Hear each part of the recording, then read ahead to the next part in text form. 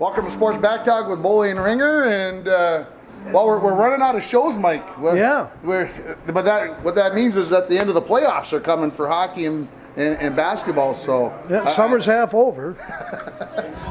Well, we got her today. This is Monday. It was nice over the weekend too, which was nice. Got a lot of things done and good overall weekend. Lots of times with the grandkids. Actually spent some time out here. We between the dance recitals and stuff like that, we came out here between two of them and had lunch and of course a couple beverages for grandmas and grandpas. There you go. Here at Looney's, of course, where we tape the show almost every week, and very gracious out here to let us come in here and interrupt their tunes and everything else and let us tape our show and do what we got to do. So I got an idea. You've got an idea? Yes, I do. I've come to conclude after watching my two granddaughters dance over the last 3 years in these recitals with Darcy Schultz. Yep. I would like to be on the hockey board and say we need to change everything. But here's where I would start. And I would change a lot of things. Okay. I think I have a lot of good answers. But here's what I would do. I would hire Darcy Schultz to attend all the practices and teach discipline. Oh, okay. I think I might see where you're going. The way those girls handle themselves on the stage before, during, and after they're dancing, whether they're in the back room or on the floor, leaving the floor is very impressive. Oh. They're looking at the crowd, they're smiling. These things are all taught. And if the kids are talking out of line when she's speaking in the beginning or the ending, boom, all she has to do is bang, kids are done. Okay? Yeah. Darcy Schultz, we need you in the hockey program. So let me ask this question. Some people might say, well, if all you do is snap your finger rather than saying to my kid, why don't you just ask him to be quiet rather than snapping your finger? Mm-hmm. Is that being wrong? No. Kids are listening. Yeah. Why? Why are the kids listening at dance and because not there's at a hockey? set amount of rules, okay? And if you don't live by them, you don't get to participate. I think we're too lenient, we're too easy on all these. We've had tons of issues the last 3 years in the hockey program, again, okay? And it will never end until the parents all realize their kids aren't going to turn professional and that they... it's a nice dream. We don't want to tell our kids not to have that dream. But that everybody makes mistakes and you sometimes have to pay the price for... Are they paying the price for those mistakes? Yeah, I'm saying, hey, I'm 48 years old. I don't like to get the evil eye, but when I get the evil eye from the boss or whoever, especially the wife, then you stop doing those kinds of things, right? It all starts young. You got to start young, and they can keep doing the way we've been doing, and we can continue to put out the product we continue to put out. Okay. We need Division I players back in our program. We need good students back playing. I mean, all of it comes together. You know this. Good students, normally play sports. Not always, but normally. Right. Or I should put it a different way. Most athletes are pretty good in school. That's a better way to put it. Okay. But I don't know where I'm going. I'm going a little bit on a tangent. Might get some people mad at me, but get in line because personally, I think a lot of changes need to be made. I do watch a lot of what's going on in these programs, and to be honest with you, I don't like what I see. Not that I'm ignoring what Michael is saying, I'm just getting updates on the baseball and softball games that are going on while we're taping this. And baseball team's up 10-0 going to the bottom of the third, and the softball team's up 7-0 after 5. Who are they playing? The softball team's playing Ely, and the baseball team is playing Mountain Iron Buell. So, anyway, the Broncos did score 10 runs in the bottom of the first inning to lead 10-0 after 2.5 innings. The game's obviously at Sheila. The games both are at home, and it's killing me. No radio. It's killing me, and I'm not there to watch. No radio. And no radio. Well, maybe people don't want to listen to you every week on Mondays and Tuesdays. Maybe. Maybe. Or, another whole story. Let's talk about the. I'm in a zone. I'm in a mood today. You are. Let's Yes. move on to the NHL. Let's. You want to start in the East or the West? Wherever you want to start. Let's start in the East because Michael picked Tampa Bay to win the whole thing, and they ended up taking care of the team that I said would win it all, the Boston Bruins, over the weekend. And Boston actually won the first game of that series. Yes, they did. And then Tampa won 4 straight. Won it convincingly, that first game of the series. Yeah. And you said that last week, and that you were surprised, and maybe they were going to give them a run, but Tampa just, as you mentioned, probably at the start of the playoffs, just they've got a lot of good players. They got tons of good players, and if Vasilevsky, the goalie, is on, there's nobody better in the game. Maybe Bobrovsky from Columbus could match him, but goaltending's been a big plus for Tampa Bay. I still say today, the series ended up 4-1. Right. Okay. The play of the series was a play that didn't get called. I think I know the play you're talking about, but go ahead. It was a hooking call that should have been called on Tampa behind the Boston Bruins net. The Bruins were up 3-2.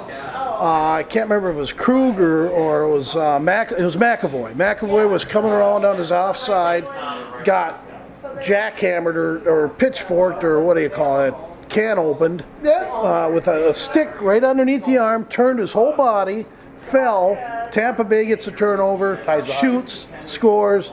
3 seconds after what should have been a penalty, it was a tie game, 3-3. Tampa Bay wins that game, ultimately makes it 2-2, wins the next 2 going away, and that's the series. But again, sometimes reffing can go both ways, whether you're calling enough penalties or not enough penalties. Sure. Personally, I think the reffing in the NHL has been atrocious. This is the worst I've seen it in the NHL since I've been watching the game of hockey. They don't know what to do. They don't know what to call. They know they're being watched by video all the time, and I think that's turning our refs into scared rabbits. I saw a post on Facebook this afternoon after school today, and somebody had mentioned that they were sick and tired of watching the NHL make sure Pittsburgh made it farther along. The old team conspiracy stuff. And somebody said, well, don't watch. And I wanted to respond, yeah, that's why I'm not watching, because I can't stand what I see. Because one time it is, the next time it isn't. And like we've talked about this, and I'll keep going to this. How can a cross-check be worse than a hook? Yeah. I don't get that. I mean, cross-checks injure people. Hooks slow the game down. Cross-checks injure people, take careers away, and they're just letting it go, and it just blows my mind away. So yeah, we beat that to death. Kind of find it ironic. This Jeff, I think it was Jeff Carter, played for the Edmonton Oilers, and that must have been his anniversary or something of his death. But he died of CTE, and they don't really die of CTE, but they die of symptoms that lead them to do things they shouldn't do and don't want to do. Hope we don't do. There's a lot of NHL players, a lot of NFL players, and that hit again by Morrissey on Stahl that everybody thought no big deal. To me, 10 years, 5 years down the road, hits like that to players like Eric Stahl could turn out tragic. And the NHL continues to let those, what you're saying, the cross-checks, the ones to the face and the head is just mind-boggling how that doesn't get called. And until they put an end to it and quit the hypocrisy, saying we're concerned about Derek Boogaard and the CTEs of the world, to me they're very hypocritical. They don't care. They just want money, and they don't care about the individual players playing in the NHL, NFL, NBA, or Major League Baseball. But until they do, so be it. But that's the story in the East. I think it comes down to one call. What about Washington and Pittsburgh? Washington up 3-2, and do the Pens find a way to win at home tonight? I mean, really, can you put your head down? Seriously. Go ahead. Do the Pens extend the series to 7 games tonight? Yes, they do. It's at home. I agree. Pittsburgh finds a way to win Game 6 tonight. How many Game 7s have there been so far in the Stanley Cup playoffs? Boston and Toronto. I think that's the only one. That's the only one. Okay. Yeah. Pretty uncommon. Usually you get 2 or 3 by this time in the playoffs. I believe you'll see one in the Washington-Pittsburgh series. I think Winnipeg's going to take care of court business tonight. And, yes, I agree with you. Jeez. But Nashville's, I think, out of the 5 games that have played, I think Nashville's been the better team in 4 of them. Wow. Okay? But interesting comment on Twitter today is Nashville had it last year. Remember, I used the word it a lot. Yeah. I like the word it.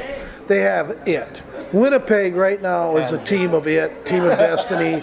They seem to, when they get their good scoring chances, they capitalize. When Nashville's been getting their good scoring chances, they haven't been capitalizing. So to me, that's been the difference in this series. I do think Winnipeg finishes this game out, and Winnipeg will advance to the Final Four against Las Vegas. So we got Winnipeg and Vegas. You want to make a prediction on that series? Well, hypothetically, that could start by like Saturday. I would like to think that if Nashville wins for some reason tonight, which they could, they very well could. They won their last one in Nashville or in Winnipeg. I think Nashville would beat Las Vegas. But I don't think Winnipeg can keep up. Even though they have it.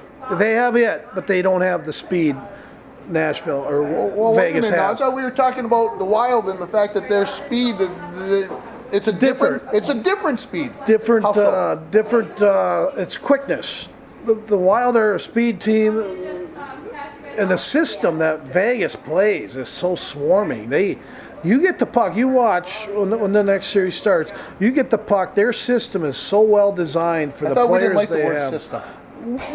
At the NHL level, I'll use it. Okay. Because they actually have. In high school level, you don't have the caliber of players to play a system. Okay. All right? Yes. But the whole thing, getting back to they're all over you. Las Vegas, is they're a swarming, gut-wrenching, forechecking team that creates a ton of turnovers.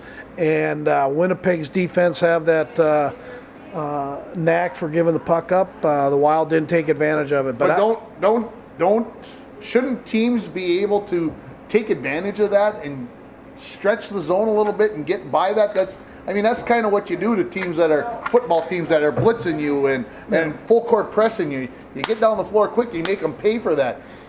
Is it not? And I'm asking because is it not possible to do that, to sneak somebody out of the zone and get somebody stretched in behind them? It's pretty structured, Ringer. It's an aggressive, but at the same time, in the neutral zone, they're tightened up. Now, if you're going to break something right away, you can do that. Right. Okay, maybe get a 3-on-2 at the best.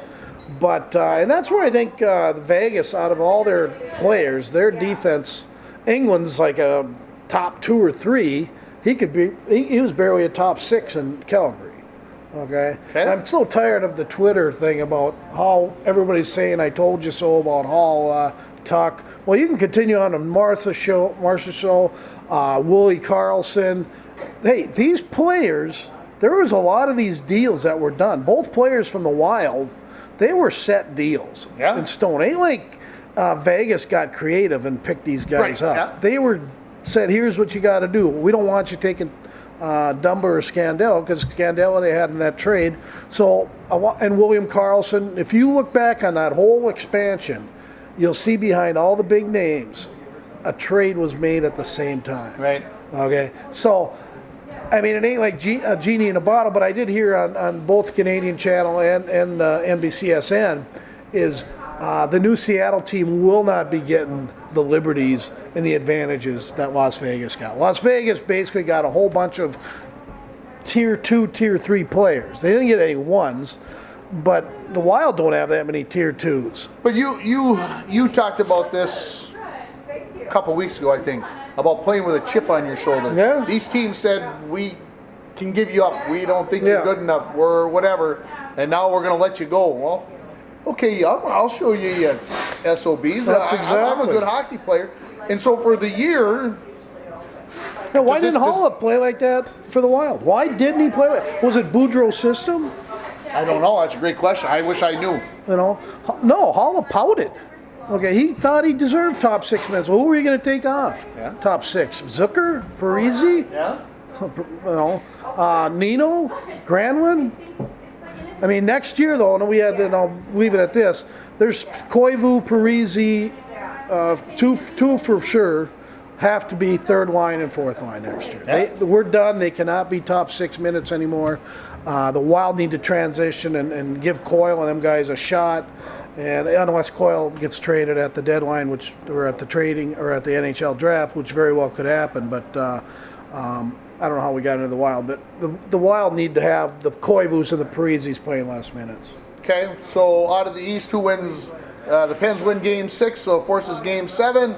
Who wins that? Pens, you never bet against the Pens. They've been up against it so many times. So I think the Penguins are going to win that series. Okay.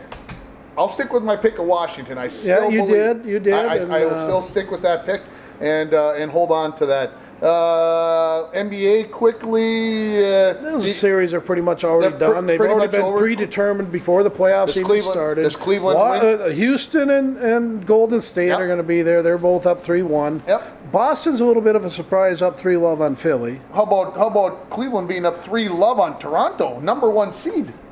Number 1 player. Huh? Again, NBA is a different breed. I mean, but you can have one player. Cleveland barely got out of the first series against Indiana. Well, maybe Indiana's better than Toronto too. Toronto's a team that, maybe they're kind of like the Wild. They do Washington Capitals do really good in the regular season, disappear in the playoffs. Toronto Game 4 tonight in Cleveland. Cleveland could finish it up.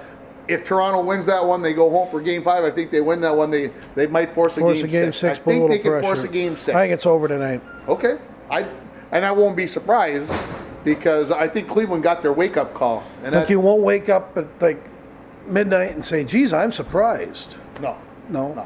Okay. I agree. Houston, Golden State, and then Boston and Cleveland. Looks like Boston, that should make all the coasts very happy. They've got somebody out there. You got a couple teams in the Midwest. Everybody's got somebody to cheer. Imagine if Boston had Kyrie Irving and that Hayward right now. Boy, those two players would be making a difference. But, sometimes other guys, you find other guys that can step to the plate, and Boston's already done. That Rozier, the kid out of Louisville, has definitely picked up his game and definitely is kind of like a Draymond Green did in Golden State. Sure. Certain players all of a sudden find the thing. Unfortunately, getting back to the Wild again. Dang it. Pittsburgh finds all these players, Gensels, and we can't get one guy to just. But we don't have a Mario. We don't have a Mario. We don't have a Sidney. We don't have a Wayne Gretzky. We don't have a guy like that. Gensel. If you put Gensel on the Wild, does he score? That's been a question that people have brought up. Is he just a regular Kyle Rao then, with no goals and no assists? That's because him and Kyle Rao. I don't have anything against. There's not a big difference between the two players. But I don't think Gensel put him on a different line other than with Sidney Crosby. I don't think he's scoring 10 goals in these games. Everybody can sit out there and take their shots at me, but I don't think it happens. No, it's a product of playing with who you're playing with. Yeah, but you look at Gensel though; he isn't afraid of the front of the net. No, and I agree. But gets you're not beat up. And Wild players again, not going back at him again, but I am. Not a lot of people like going in front of the net for the Minnesota Wild. They don't like that area because they get hit and they get cross-checked. Parisi was the only one, and his career is borderline done because of it. So. You got to be careful when you play in those dirty areas because it does limit your career. Because we both know that refs don't like calling cross checks. They won't call. No. Did you watch the Run for the Roses on Saturday? No, I did not. I was too busy with the dance recital. And did I mention Darcy Schultz should maybe be helping? You mentioned that Darcy program? Schultz maybe should take over the hockey rec hockey program. I think is what you said. So you didn't get to watch Justify. It wasn't high enough on the radar. If Justify wins the Preakness Stakes, does it go high enough on your radar? What Bully likes to do is things during the summer. Yeah. And of course, my wife Diana loves doing it too. We love taking little road trips to the Minneapolis-St. Paul area, preferably Minneapolis. Stay downtown and make a weekend of it. And that's what I've been trying to preach to you. When you go to St. Paul, Minneapolis for these games, don't leave after the game. Stick around and partake in the festivities. Last year we had an absolute blast. We went to Canterbury on Friday. Saturday we did an all-day thing until the race, which starts about 6 o'clock Central Standard Time. And boy, that's fun. And we had to miss it this year. And of course, justifiably so, no pun intended. Boom! Is that we had the grandkid weekend with Dancing with Darcy. So. You got to do what you got to do. Yeah. I'll have to say it wasn't.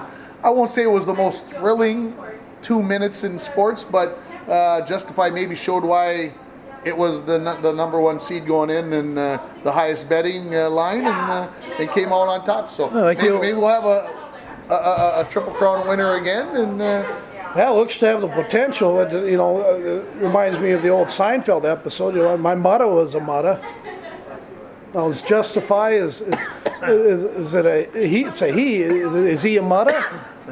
He might be a motto. He might. I mean, obviously he showed that. I mean, it was the wettest Kentucky Derby on record. I had not heard that. Yeah, it was the wettest, and 158,000 people still showed up in the rain. That was the attendance. 158,000. How many people watched it?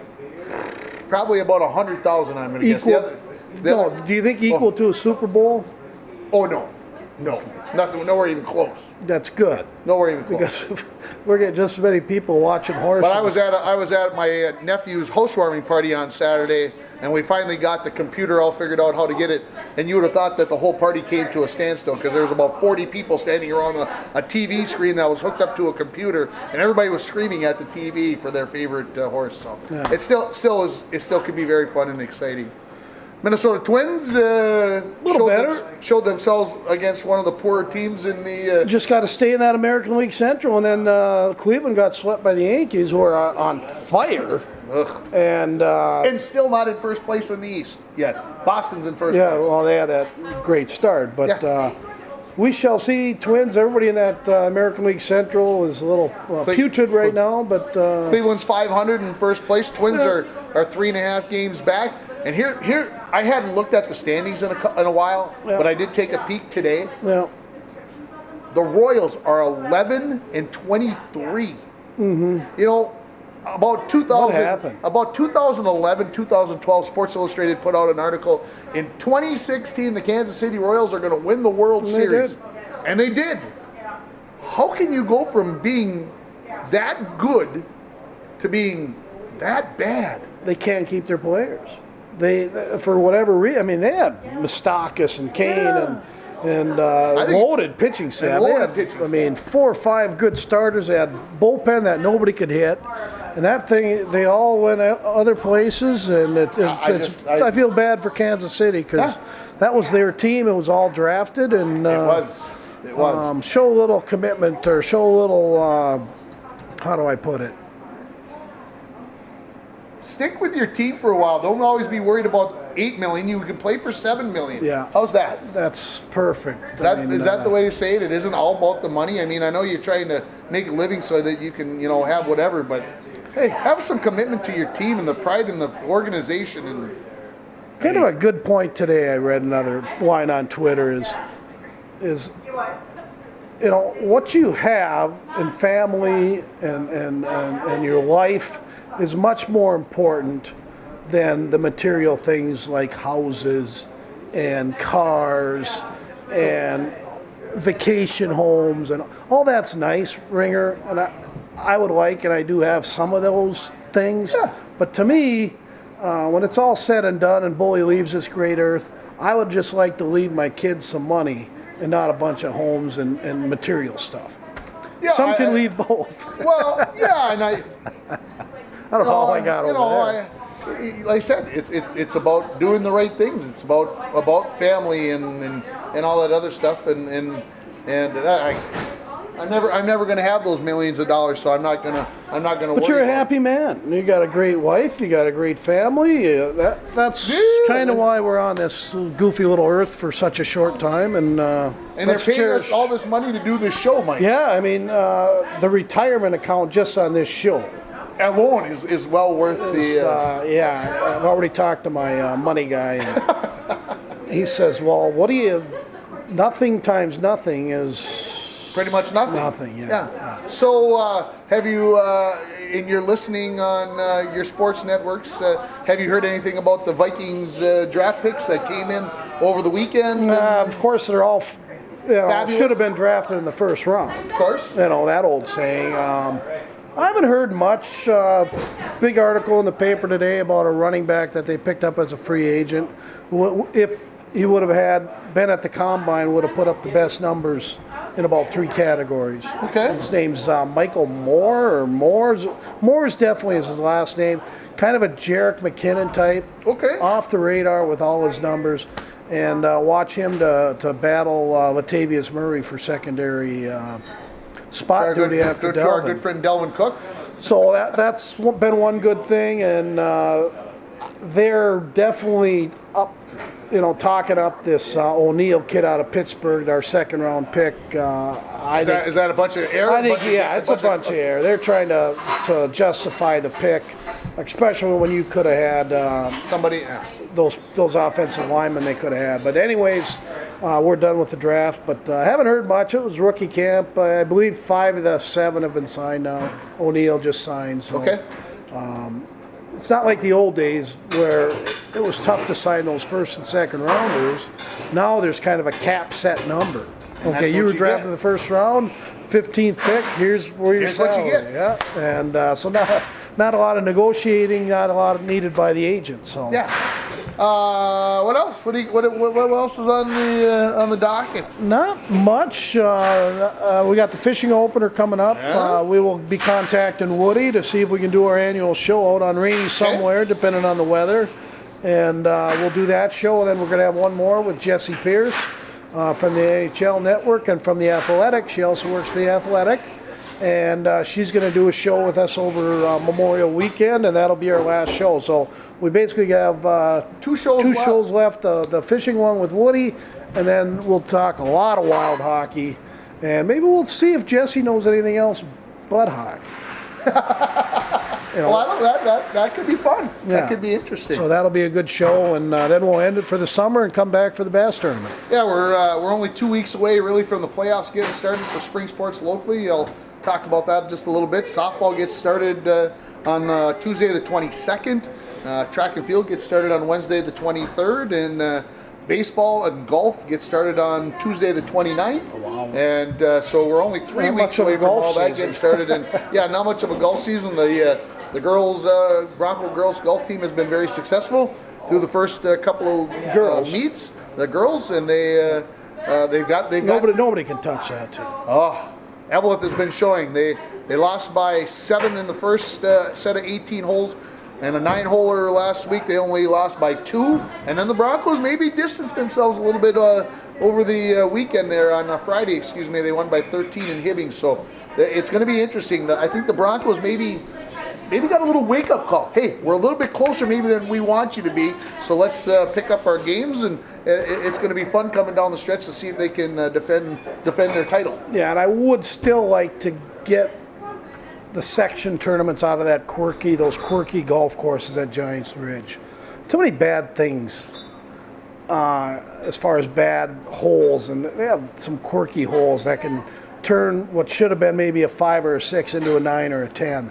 I would, if I was running the section, I would say let's play a traditional course like Hibbing, Grand Rapids, Kegama, like they used to. Those are traditional courses that don't have all these quirky, you could hit a rock and the rock could make the ball fly 25 miles away, and it's just, I don't think it's a good setup. It's a beautiful course. Yeah, and the kids like the challenge of it, but I agree with you. I have heard there are, especially the hole placements on the greens can be. And you can have the best player in the field have one bad hole and not make the state. Okay, so that's why I don't like that facility, especially when you got the Grand Rapids and Hibbing courses, and those are both fair, true tests of golf. I think Falls Country Club would be another one, but there's no way that they're going to give International Falls, Northern Minnesota team anything like that. So softball, we won 7-2, 11-0. The Bronco baseball team wins. So those are all done. Those are all done. What time is it? Like 6? It's 6 o'clock. Okay. Well, I don't have much else, Ringer. I mean, we could sit here and make stuff up. Well, there's no sense doing that, and we'll get a hold of Woody, you get a hold of Woody. We'll see if we'll be out. Maybe our next show will be out in the boat, and maybe out in the boat or out in the boat. In the boat. Okay, and hopefully, if you are enjoying our show, please tell someone and keep us on the airwaves. Not that we've been threatened to be taken off, but I think anytime you mention that you're watching these programs, it makes the board members feel a little better. about what they're putting on here. So we enjoy doing it. So we'll continue to do it until somebody tells us otherwise. Yeah, I don't see any questions. Thanks, everybody. Yeah.